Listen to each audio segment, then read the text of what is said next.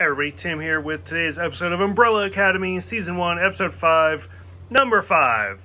I mean, I'm almost disappointed that every episode, up to this point, hasn't been that way. So, overall, it was a really great episode. I'm digging this whole series. I think it's really, really well done.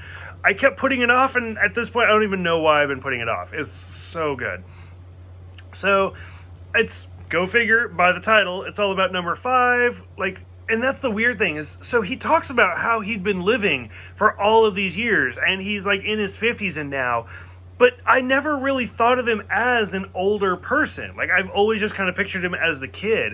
And so to see him living with Dolores as an old man, I was like, oh, that's right. That's actually what he would look like. So I was like, you know what?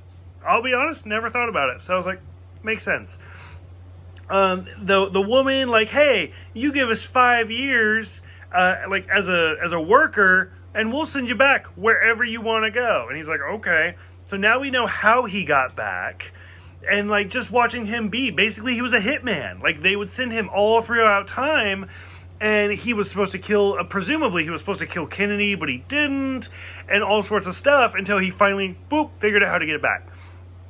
I already called it in the last episode where Number 7 was like, oh, my refill of pills are supposed to be in my butter dish, but there's nothing there.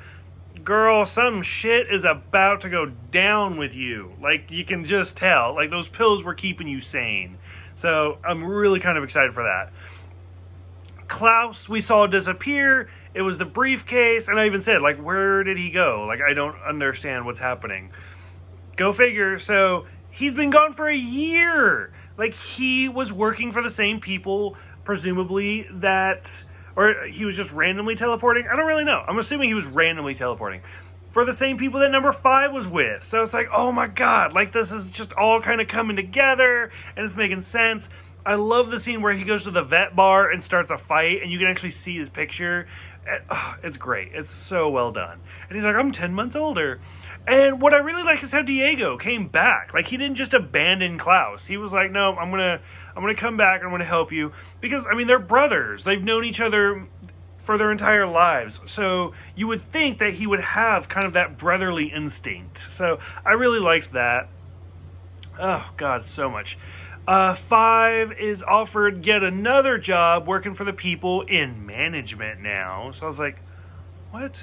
So it'll be kind of interesting to see where that road leads. And I like where he starts moving the bullet, changing the gun, that types of stuff. So I'm digging 5's storyline. 5 is probably the more interesting character. Klaus is my favorite just because of his whole personality, but 5 is the more interesting character, if that makes sense.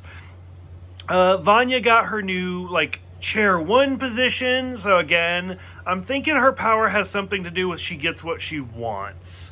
And then, you see, the invisible thing, and then finally, something's going on between Pogo and Mom. So, I don't know. Pogo, I like Pogo a lot, too. I like all these characters. It's hard to pick a favorite.